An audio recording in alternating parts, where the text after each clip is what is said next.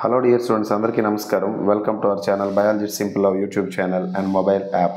Dear students, మనకి మన సిలబస్లో భాగంగా ఈ రైల్వే గ్రూప్ డి లేకపోతే ఇతర పరీక్షలకైనా కానీ ఈ విటమిన్స్ అని పిలుస్తున్నటువంటి ఒక టాపిక్ అనేది ఇంపార్టెంట్ అండి. ఓకేనా? ఈ విటమిన్స్ అనే టాపిక్ సాధారణంగా ఏ క్లాస్లో దీని యొక్క లింక్ ఉంది సార్ అంటే 6వ తరగతిలో ఉంటుంది. మరి తెలంగాణ ఆంధ్ర టెక్స్ట్ బుక్స్లో తీసుకుంటే ఓల్డ్ 10th క్లాస్ బయాలజీ ఏదైతే ఉందో ఓల్డ్ 10th క్లాస్ బయాలజీలోనే ఈ విటమిన్స్కి సంబంధించినటువంటి ఒక టేబుల్ ఇవ్వడం జరిగింది. మరి మన ప్రిపరేషన్ ఎప్పుడు కూడా అకాడమిక్స్ ఏవైతే అకాడమిక్ పుస్తకాలతో మన ప్రిపరేషన్ వెళ్ళాలి అని చెప్పాను. అంటే దట్ మీన్స్ ఎన్సీఆర్టీ కానీ లేకపోతే ఎస్సీఆర్టీ కానీ ఏ ఇతర పుస్తకాలు అయినప్పుడు కానీ. సో మార్కెట్లో ఉన్నటువంటి పుస్తకాలతో కాకుండా మనకి ఏంటంటే పూర్తి స్థాయిలో అకాడమీ బేస్డ్ ప్రిపరేషన్ వెళ్ళాలని చెప్పడం జరిగింది. మరి ఈ విటమిన్స్ని గుర్తుపెట్టుకోవడం ఎలా? ఈజీగా మనం విటమిన్స్ గుర్తుపెట్టుకోవాలి ఎప్పుడైనా కానీ. అంటే ప్రిపరేషన్ ఎప్పుడు కూడా సింప్లిఫైడ్గా మనం ప్రిపరేషన్ చేస్తే ఈజీగా సక్సెస్ అవ్వడానికి అవకాశాలు ఎక్కువ ఉంటాయి అన్నమాట. మరి ఇప్పుడు ఈ వీడియోలో మనం విటమిన్స్కి సంబంధించి షార్ట్ కట్ అంటే ఈజీగా గుర్తుపెట్టుకోవడం ఎట్లా అనేది నేను ఇక్కడ ట్రిక్ ఏం లేదు, చిన్న లాజిక్ రూపంలో మీకు చెప్తానండి ఒక చిన్న కోడ్తో. సో దాని యొక్క బ్యాక్గ్రౌండ్ ఒకసారి గమనిస్తే విటమిన్లు అనేటివి ఏవైతే ఉన్నాయండి, విటమిన్లు సాధారణంగా శరీరానికి కావాల్సిన శక్తిని ఎప్పుడూ ఇవ్వవు. గుర్తుపెట్టుకోండి అమ్మా, విటమిన్లు ఎప్పుడు కూడా శరీరానికి కావాల్సిన శక్తిని ఎప్పుడూ ఇవ్వవు. కానీ శరీరానికి శక్తిని చేకూర్చే ఎంజైమ్లు ఏవైతే ఉన్నాయో ఈ ఎంజైమ్లకి హెల్ప్ చేస్తాయి అన్నమాట. ఓకేనా? శరీరానికి శక్తినిచ్చే ఎంజైమ్లు ఏవైతే ఉన్నాయో వాటికి హెల్ప్ చేస్తాయి. అందుకే విటమిన్లు మనం ఏమని పిలుస్తామంటే కో ఎంజైమ్స్ అని చెప్పి పిలుస్తాం. దాన్నే మనము సహ ఎంజైమ్లు అని చెప్పి మనం ఏమని పిలుస్తామండి? సహ ఎంజైమ్లు. సహ ఎంజైమ్లు అంటే ఏంటి అంటే ఎంజైమ్కి సహకారకాలుగా ఉంటాయి. అంటే సహకారం హెల్ప్ అనేది చేస్తాయి తప్ప అందులో ఇంకేం ఉండదన్నమాట. సో సహ ఎంజైమ్లుగా పనిచేస్తాయండి. ఓకేనా? సహ ఎంజైమ్లు అంటే ఏంటండి, మనకి ఆ ఎంజైమ్స్కి సహకారకాలుగా పనిచేస్తాయి అన్నమాట. అందుకే విటమిన్స్ సహ ఎంజైమ్లు అంటారు. అదేవిధంగా ఇంపార్టెంట్ ఏంటి అంటే మనకు 6వ తరగతి కాంపోనెంట్స్ ఆఫ్ ఫుడ్ అనే పాఠంలో యాప్లో చెప్పడం జరిగింది. సాధారణంగా పోషకాలు అంటే ఎవరెవరిని పిలుస్తామండి? కార్బోహైడ్రేట్లను, ప్రోటీన్లను, లిపిడ్స్కి ఇంకో పేరేంటి? ఫ్యాట్స్. ఓకేనా? అదేవిధంగా మినరల్స్ అంటారు. మినరల్స్ అంటే ఏంటి? ఖనిజాలు. తర్వాత విటమిన్స్. తర్వాత ఏంటన్నా? విటమిన్స్. ఓకేనా? సో సిపిఎల్ఎంవి ఇలా మనకి ఇక్కడ ఉన్నటువంటి ఏవైతే ఉన్నాయో ఇవన్నీ కూడా మనం ఏమని పిలుస్తాం? పోషకాలుగా మనం పిలుస్తూ ఉంటాం. ఇక్కడ ఇంపార్టెంట్ ఏంటి అంటే ఏ పోషకాలు అయితే శరీరానికి ఎక్కువ మొత్తంలో తీసుకుంటామో తీసుకుంటాం? ఈ మూడింటిని మనం అధికంగా తీసుకుంటాం కదా, కార్బోహైడ్రేట్లు, ప్రోటీన్, లిపిడ్లు. అందుకే వీటిని ఏమంటారంటే స్థూల పోషకాలు అని చెప్పి పిలుస్తారండి. ఏమని పిలుస్తారు? వీటిని స్థూల పోషకాలు. ఇంగ్లీష్లో అయితే మ్యాక్రో న్యూట్రియంట్స్ అని చెప్పి పిలుస్తారు. ఎందుకంటే శరీరానికి అధిక మొత్తంలో కావాలి కాబట్టి. శరీరానికి తక్కువ మొత్తంలో కావాలి అనుకునేవి ఏవి అంటే శరీరానికి తక్కువ మొత్తంలో అవసరమయ్యేవి అంటే ఒకటోది విటమిన్స్. ఓకేనా? విటమిన్స్. అదేవిధంగా తర్వాత మినరల్స్ అంటే ఏంటి? ఖనిజాలు. సో విటమిన్లు, మినరల్స్ అనేవి ఏవైతే ఉన్నాయో అంటే విటమిన్లు అండ్ ఖనిజాలు ఏవైతే ఉన్నాయో శరీరానికి ఇవి తక్కువ మొత్తంలో కావాలండి. తక్కువ మొత్తంలో కావాలి కాబట్టి వీటిని మనం ఏమని పిలుస్తాం అంటే మైక్రో న్యూట్రియంట్స్ అని చెప్పి పిలుస్తారు. ఏమని పిలుస్తారు నాన్న? మైక్రో న్యూట్రియంట్స్ అంటారు. మైక్రో న్యూట్రియంట్స్ అని తెలుగులో ఏమంటారు? సూక్ష్మ పోషకాలు అని చెప్పి పిలుస్తారు. ఏమని పిలుస్తారు? వీటిని సూక్ష్మ పోషకాలు అని చెప్పి పిలుస్తారు. ఓకేనా? అయితే ఇక్కడ ఇంపార్టెంట్ ఏంటి, ఇలాంటి సూక్ష్మ పోషకాల్లోనే ఈ విటమిన్స్ ఉన్నాయని చెప్పి మనం గుర్తుపెట్టుకోవాలి. అయితే విటమిన్స్ అనేవి ఏవైతే ఇవి కూడా జీవరసాయనాలే కాబట్టి విటమిన్స్ అనేవి ఏంటి అంటే బయోకెమికల్స్ అంటారు. బయోకెమికల్స్ అంటే ఏంటంటే జీవరసాయనాలు. ఓకేనా? జీవరసాయనాలు అని చెప్పి మనం పిలుస్తాం ఎవరిని? ఇక్కడ ఉన్నటువంటి విటమిన్స్ని. ఇలాంటి విటమిన్స్ అనేవి ఏవైతే ఉన్నాయండి వీటిని మనం 2 రకాలుగా విభజించవచ్చు. ఎన్ని రకాలుగా అండి? 2 రకాలుగా విభజించవచ్చు. ఏంటిది ఆ 2 రకాలు క్లాసిఫై చేసాం కదా. మళ్ళీ ఇప్పుడు విటమిన్స్ ఎవరు కనుక్కున్నారు? ఆ శాస్త్రవేత్తలు ఎవరు? ఈ డేటా అంతా మనం చదువుకోవాల్సినటువంటి అవసరం అయితే లేదు. ఎందుకంటే ఇప్పుడు మనకి కాంపిటేటివ్ ఎగ్జామ్లో బయాలజీ పాయింట్ ఆఫ్ వ్యూలో శాస్త్రవేత్తల గురించి క్వశ్చన్స్ అనేవి చాలా తక్కువ. ఓకేనా. ఇప్పుడు కాన్సెప్ట్లోకి వెళ్ళిపోదాం. ఈ విటమిన్లు అని చెప్పాను కదండి, విటమిన్లు అనేటివి ఏవైతే ఉన్నాయో విటమిన్స్ అవి కరిగే విధానాన్ని బట్టి అంటే అవి శరీరంలో నిల్వ ఉండే విధానం, కరిగే విధానాన్ని బట్టి మనం 2 రకాలుగా చెప్తాం. ఒకటోది ఏంటి అంటే నీటిలో కరిగే విటమిన్లు, రెండోది కొవ్వులో కరిగే విటమిన్లు. సో ఇక్కడ బిట్ అనేది ఎక్స్పెక్ట్ చేయకూడదు. ఎందుకే ఏ లైన్లో విటమిన్లు ఎన్ని రకాలుగా వర్గీకరించారనే దాని మీద మనం బిట్ అనేది ఎక్స్పెక్ట్ చేయాల్సినటువంటి అవసరం లేదు. ఓకేనా. అయితే ఈ నీటిలో కరిగేవి, కొవ్వులో కరిగేవి అన్నాం కదా. ఇప్పుడు మనకి ఇంపార్టెంట్ ఏంటి అంటే కొవ్వులో కరిగే విటమిన్లు వాటిలో ఫ్యాట్ సాల్యుబుల్ విటమిన్స్ అని చెప్పి పిలుస్తారు. ఏమని పిలుస్తారండి? ఫ్యాట్ సాల్యుబుల్ విటమిన్స్ అని ఎవరెవరిని పిలుస్తారంటే ఏ, డి, ఈ, అదేవిధంగా కే. విటమిన్ ఏ, డి, ఈ, కే అనేవి ఏవైతే ఉన్నాయో ఈ 4ంటిని కూడా కొవ్వులో కరిగే విటమిన్లు అంటారు. ఏమంటారండి? కొవ్వులో కరిగే విటమిన్లు. ఓకేనా. అలా కాకుండా వాటర్ సాల్యుబుల్ తీసుకుందాం. వాటర్ సాల్యుబుల్ అంటే ఏంటి? నీటిలో కరిగే విటమిన్లు. మరి నీటిలో కరిగే విటమిన్లు అనేసరికి ఎవరెవరు చెప్తాం అంటే బి కాంప్లెక్స్ అంటే ఇది ఒక సమూహం. అదేవిధంగా విటమిన్ సి, వీళ్ళిద్దరినీ కూడా మనం ఏమని పిలుస్తామంటే నీటిలో కరిగే విటమిన్లు.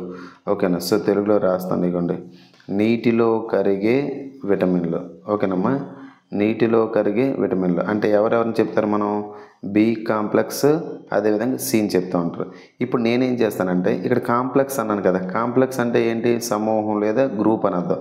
మరి ఈ విటమిన్లు అందరినీ ఆర్డర్లో పెట్టి మీ కోడింగ్ రూపంలో నేర్పించేస్తే చాలా జాగ్రత్తగా మీరు వినండి. ఓకేనమ్మా. రైట్. ఇప్పుడు ఈ పాయింట్స్ నోట్ చేసుకోండి ఇప్పటిదాకా చెప్పినవి. Okay right. ఇప్పుడు మనం ఏం చేస్తామంటే విటమిన్లు అన్నింటినీ కూడా ఆర్డర్లో పెట్టుకుంటూ కోడింగ్ రూపంలో మీకు చెప్పే ప్రయత్నం చేస్తాను. ఓకేనా. రైట్. సో సింపుల్గా గుర్తుపెట్టుకోండి. ఇగోండి, టుమారో అంటే రేపు. ఓకేనా. ఎన్పి అంటే నీ పెళ్ళి అని గుర్తుపెట్టుకో. టుమారో ఎన్పి. ఓకే. టిఆర్ఎన్పి. టిఆర్ అంటే టుమారో, ఎన్పి అంటే నీ పెళ్ళి. ఒక టుమారో నీ పెళ్ళి. నీ పెళ్ళి తర్వాత ఏంటి? చెల్లి ఫంక్షన్ ఉంది. ఏముందండి? చెల్లి ఫంక్షన్ ఉంది. టిఆర్ఎన్పిసిఎఫ్ అన్న చెల్లి ఫంక్షన్కి ఏం చేస్తున్నావు నువ్వు? పబ్జీ ఆడుతున్నావు. ఇగోండి పీబీ. పబ్జీ ఆడితే ఏం చేస్తున్నావు? సీయింగ్. సి అంటే చూడడం. ఓకేనా. సో టుమారో నీ పెళ్ళి, చెల్లి ఫంక్షన్, పబ్జీ, సీయింగ్. ఏం చూస్తున్నావు అని అడిగా. ఏం చూస్తున్నావు అంటే నువ్వు నాకు ఏం చెప్పావంట? అదే సార్ అని చెప్పావు. ఏమని చెప్పావు? అదే. ఏంట్రా బాబు అది అంటే కే అన్నా. ఏమన్నావండి? ఏంటదంటే కే అని చెప్పి నువ్వు చెప్పడం జరిగింది. సో ఇక్కడ టుమారో అన్నాం కదా. సో అన్నిటికీ కూడా నేను లైన్స్ తీసుకుంటున్నాను చూడండి ఇక్కడ. ఓకేనా. అన్నిటికీ ఇలా లైన్స్ తీసుకుంటున్నాను. ఇక పి బదులుగా ఇక్కడ బి, అదేవిధంగా ఇక్కడ సి, ఇక్కడికి వచ్చేసరికి ఏ, ఇక్కడికి వచ్చేసరికి డి, ఇక్కడికి వచ్చేసరికి విటమిన్ ఈ. ఓకేనా. విటమిన్ ఈ గురించి నేను తీసుకున్నా. తర్వాత విటమిన్ కే. ఇలా కొన్ని లైన్స్ తీసుకున్నా. సింపుల్గా ఒక ఆర్డర్లో రాద్దాం, గుర్తుపెట్టుకోండి. ఒక ఆర్డర్లో నీట్గా రాస్తానండి. ఓకే.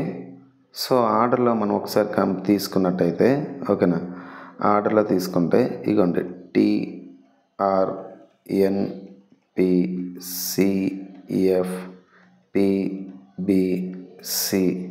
తర్వాత ఏమన్నా అదే అన్నాను కదా. ఓకేనా. ADEK.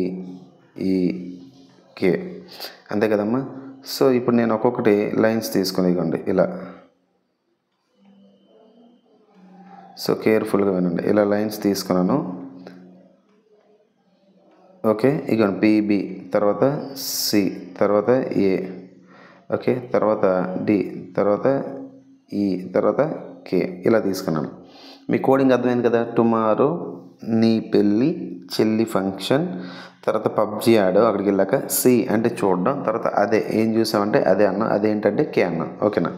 ఇక్కడ దాకా గుర్తుపెట్టుకోండి. సింపుల్. ఇప్పుడు వీటికి నేను ఇంకా కోడింగ్ ఇంకొకటి పెడతా ఉన్నా. ఇప్పుడు విటమిన్స్ సమూహం అన్నా కదా. ఇప్పుడు జాగ్రత్తగా చూస్తే టీ అన్నా కదా. టీ అనే దగ్గర ఏం చేస్తావు అంటే 1 వేసుకో. ఇక్కడ ఆర్ దగ్గర 2, ఇక్కడ ఎన్ దగ్గర 3. ఓకే. 1 2 3. తర్వాత పి దగ్గర 6 వేద్దాం. తర్వాత దీని కింద 12 వేద్దాం. దీని కింద 957. సింపుల్గా గుర్తుపెట్టుకోండి. 1 2 3 6 9 1 2 3 6 12 957. ఓకేనమ్మా. ఏంటి సరే అంటే నీకు ముందే నేను చెప్పాను బి కాంప్లెక్స్ అని చెప్పి ఒక గ్రూప్ ఉందమ్మా అని చెప్పాను. అవునా? ఏదండి? బి కాంప్లెక్స్ అని చెప్పి ఒక గ్రూప్ చెప్పాను. మరి ఈ బి కాంప్లెక్స్ అనే గ్రూప్ దగ్గర మీరు తీసుకుంటే బి ఇక్కడ చూడండి 1 అన్న కదా. 1 అంటే B1. తర్వాత 2 అన్నాను కదా, B2.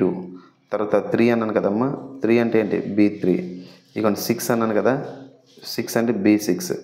12 అన్నాను కదమ్మా. 12 అంటే B12. తర్వాత ఇక్కడ 9 అన్నా కదా, 9 అంటే B9. తర్వాత 5 అన్నా కదా, 5 అంటే B5. తర్వాత 7 అన్నా కదా, B7. ఓకే, ఇవన్నీ ఏంటి?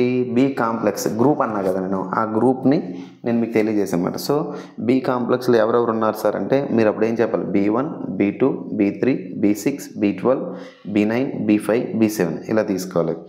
ఓకేనా? మళ్ళీ ఇక్కడ సికి వద్దాం. ఓకేనా? సి యొక్క రసాయన నామం ఇప్పుడు గుర్తుపెట్టుకోండి. సి యొక్క రసాయన నామం ఇప్పుడు కూడా యాస్కార్బిక్ యాసిడ్. ఓకేనా? Ascorbic acid. విటమిన్ సి యొక్క రసాయన నామం యాస్కార్బిక్ యాసిడ్. విటమిన్ ఏ యొక్క రసాయన నామం ఇప్పుడు కూడా రెటినాల్ అని పిలుస్తారు. ఏమని పిలుస్తారండి? రెటినాల్. విటమిన్ డి యొక్క రసాయన నామం ఇప్పుడు కూడా క్యాల్సిఫెరాల్ అని చెప్పి పిలుస్తారు. విటమిన్ ఈ యొక్క రసాయన నామం ఏంటి? ఇప్పుడు కూడా టోకోఫెరాల్ అని చెప్తారు. విటమిన్ కే యొక్క రసాయన నామం ఇప్పుడు కూడా ఫిల్లోక్వినోన్ అని చెప్పి పిలుస్తారు. ఏమని పిలుస్తారండి? ఫిల్లోక్వినోన్ అని చెప్పి పిలుస్తారు. గుర్తుపెట్టుకోండి. ఓకేనా? సో ఫిల్లోక్వినోన్ అని చెప్పేసి మనం పిలిచాం. దేన్ని? విటమిన్ ఈకి, విటమిన్ కేకి ఫిల్లోక్వినోన్ అని చెప్పి మనం పిలవడం జరిగింది. ఓకేనా? సో కేర్ఫుల్గా గమనించండి. Just minute. Okay, right. మరి ఫిల్లోక్వినోన్ అని చెప్పడం జరిగింది కదండి. ఏమని చెప్పాం మనం? ఫిల్లోక్వినోన్. ఓకేనా? Phylloquinone, QUINONE. ఇవన్నీ ఏంటివి? రసాయన నామాలు. ఓకేనా? ఏంటి? రసాయన నామాలు. ఇప్పుడు మరి బి కాంప్లెక్స్ సంగతి ఏంటి? B1 ఇచ్చాను. B1కి ఇక్కడ ముందు లెటర్ ఏమి ఇచ్చి T ఇచ్చాను. సో B1 లోపించడం వల్ల B1 అనే విటమిన్ ఏదైతే ఉందో దీని యొక్క రసాయన నామం ఏంటంటే థయామిన్. గుర్తుపెట్టుకోండి. B2కి ఏమి ఇచ్చాను? R ఇచ్చాను. R అంటే ఎప్పుడు గుర్తుపెట్టుకోండి, రైబోఫ్లావిన్ అని చెప్పాలి. ఏం చెప్పాలండి? రైబోఫ్లావిన్. మరి ఇక్కడ ఈ B3 ఇచ్చాను. B3కి ఏమి ఇచ్చిన కోడ్? N ఇచ్చాను. N అంటే నియాసిన్ అని చెప్పి పిలుస్తారు. తర్వాత B6కి ఇక్కడ లెటర్ ఏమి ఇచ్చాను? P ఇచ్చాను కాబట్టి పైరిడాక్సిన్. ఒక తర్వాత B12 అనేసరికి C ఇచ్చాను. C అంటే సైనకోబాలామిన్. యాక్చువల్గా B12కి ఇంకో పేరు ఏంటి? కోబాలమిన్ అంటారు. తర్వాత B9. ఓకేనా? B9కి వచ్చేసరికి F ఇచ్చాను. F అంటే ఫోలిక్ యాసిడ్ అని చెప్పి పిలుస్తారు. ఏమని పిలుస్తారండి? ఫోలిక్ యాసిడ్ అంటారు. తర్వాత B5కి P ఇచ్చాను కదా. P అంటే ప్యాంటోథెనిక్ యాసిడ్ అని చెప్పి పిలుస్తారు. ఏమని పిలుస్తారు నాన్న? ప్యాంటోథెనిక్ యాసిడ్ అని చెప్పి పిలుస్తారు. తర్వాత B7కి చూడండి. B7 లెటర్ ఏమి ఇచ్చాను నేను? B7కి B ఇచ్చాను. సో B7కి B ఇచ్చాను కాబట్టి బయోటిన్ అంటారు. ఇక్కడ మనకి ఎగ్జామ్ హాల్లోనే క్వశ్చన్స్ దీని నుంచి ఎలా అడుగుతారంటే విటమిన్లు యొక్క రసాయన నామాలు అంటే ఇప్పుడు నేను పింక్ కలర్తో రాసినవన్నీ కూడా ఇవన్నీ కూడా కెమికల్ నేమ్స్ అనమాట. ఓకే, రసాయన నామాలు అంటారు. ఇవన్నీ కూడా ఏంటంటే రసాయన నామాలు అని చెప్పి పిలుస్తారు. గుర్తుపెట్టుకోండి. ఇవన్నీ ఏంటి? రసాయన నామాలు. మరి రసాయన నామం చాలా ఇంపార్టెంట్. ఇప్పుడు ఇలాంటి విటమిన్లు లోపించడం వల్ల మనకు జబ్బులు వస్తాయండి. ఆ విటమిన్ లోపించడం వల్ల వచ్చే జబ్బులు కూడా మనం తెలుసుకోవాల్సినటువంటి అవసరం ఉంది. ఇప్పుడు నేను ఆ విటమిన్స్ ఏంటి వరుసగా ఒక్కొక్క జబ్బు ఏంటో మీకు ఈజీగా గుర్తుండేలా నేను చెప్తాను చూడండి. ఓకేనా? రైట్, జాగ్రత్తగా వినండి అమ్మా. ఓకేనా?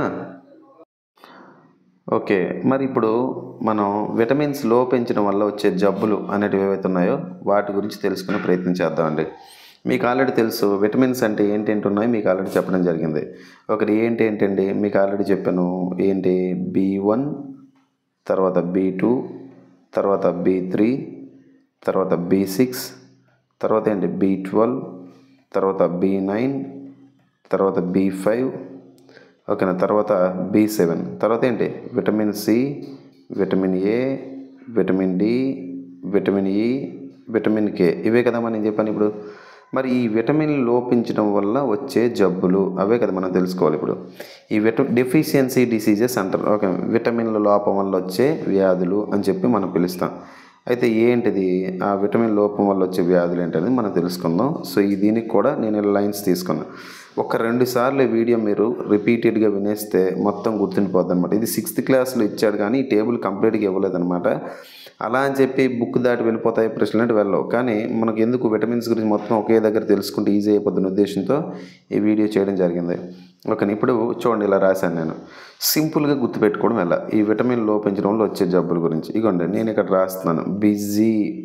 రాస్తున్నాను బిజీ తర్వాత పాప అని రాస్తున్నాను. ఇగోండి బిజీ పాప. ఓకేనమ్మా, గుర్తుపెట్టుకోండి. ఏమైంది, పాప బిజీ అయిందంట. మళ్ళీ ఏమైంది, బిజీ పాప మళ్ళీ బిజీ అయిపోయింది. ఓకేనా. తీరా చూస్తే ఏందా బిజీ అని చూస్తే ఎన్ఎస్ బండి మీద కూర్చుందంట. బండి మీద కూర్చొని ఏం చేసింది ఆమె, ఇయర్ ఫోన్స్ పెట్టుకుంది. ఇయర్ ఫోన్స్ పెట్టుకుని ఏం చూస్తుంది, ఫేస్బుక్ చూస్తుందంట. ఏం చూస్తుందండి, ఫేస్బుక్ చూస్తుందంట. సార్ దీనికి వ్యాధులకు సంబంధం ఏంటి సార్ అంటే అదే. ఫర్ ఎగ్జాంపుల్ ఇక్కడ మన ఎగ్జామ్ పాయింట్ ఆఫ్ వ్యూలో క్వశ్చన్ ఇచ్చాడు, ఏదో ఒక క్వశ్చన్ ఇచ్చాడు. ఆ క్వశ్చన్ ఒకసారి మీరు జాగ్రత్తగా గమనించండి. ఓకేనా. సో ఫర్ ఎగ్జాంపుల్ ఏదో ఒక క్వశ్చన్ ఏంటి అంటే, ఈ విటమిన్ B1 లోపం వల్ల వచ్చే వ్యాధి ఏంటి అని అడిగాడు. ఇక్కడ B1 అనేసరికి కోడ్ ఏమి ఇచ్చాను, బి ఇచ్చాను. సో B1 లోపం వల్ల వచ్చే జబ్బు ఏంటి సార్ అంటే బెరీ, గుర్తుపెట్టుకోండి, బెరీ. మరి B2 లోపం వల్ల వచ్చే జబ్బు ఏంటి సార్, జీ ఇచ్చాను కదా లెటర్, దానికి గ్లాసైటిస్ అంటారు. ఏమంటారు నాన్న, గ్లాసైటిస్. తర్వాత B3కి పి ఇచ్చాను. పి అంటే ఏంటి అంటే పెల్లాగ్రా. ఏంటన్నా, పెల్లాగ్రా. మరి B3 యొక్క రసాయనం ఏంటి, నియాసిన్ అని చెప్పాను, గుర్తుందా. ఓకేనా, పెల్లాగ్రా. తర్వాత B6 ఇచ్చాను. B6 యొక్క రసాయనం ఏంటి, B6కి రసాయన పైరిడాక్సిన్. మరి దీనికి లోపంలో వచ్చే వ్యాధి ఏంటి, ఏ కోడ్ ఇచ్చాను కదా, సో దాన్ని అనీమియా అంటే రక్తహీనత అంటారు. మళ్ళీ B12 ఇచ్చాను. B12కి పి ఇచ్చాను కోడ్. పి అంటే పెర్నీసియస్ అనీమియా, అతి రక్తహీనత. ఓకేనా. అతి రక్తహీనత అంటే అది చాలా ఎక్కువగా ఉంటుంది అనమాట. అంటే రక్త కణాలన్నీ నాశనం అయిపోతూ ఉంటాయి. తర్వాత B9కి ఏ ఇచ్చాను. ఓకేనా, ఏమి ఇచ్చానండి, B9కి ఏమి ఇచ్చాను, ఏ అంటే మళ్ళీ అనీమియా. B9 విటమిన్ లోపించడంలో వచ్చే వ్యాధి ఏంటంటే అనీమియా అంట, రక్తహీనత. B5కి బి ఇచ్చాను. బిజీ అనే దగ్గర జీ అనేది సైలెంట్, బి అని గుర్తుపెట్టుకోండి. ఇక్కడ B5 అంటే ఏంటి చూడండి, B5 లోపంలో వచ్చే వ్యాధి బర్నింగ్ ఫీట్ అంటే ఏంటంటే అరికాళ్ళ మంటలు అని చెప్పి పిలుస్తారు. ఏమని పిలుస్తారండి, అరికాళ్ళ మంటలు. ఓకేనా. తర్వాత B7 చూడండి. B7కి ఏమి ఇచ్చాను, ఎన్ అంటే నెర్వ్ డిజార్డర్స్. ఎన్ అంటే నాడీ సంబంధిత సమస్యలు. ఓకేనా. సో నెర్వ్ డిజార్డర్స్ అని చెప్పి పిలుస్తారు. తర్వాత విటమిన్ సి లోపించడం వల్ల ఏ వ్యాధి వస్తుంది, కోడ్ ఏమి ఇచ్చాను, ఎస్ ఇచ్చాను. ఎస్ అంటే స్కర్వీ. సో నోటికి సంబంధించినటువంటి వ్యాధి.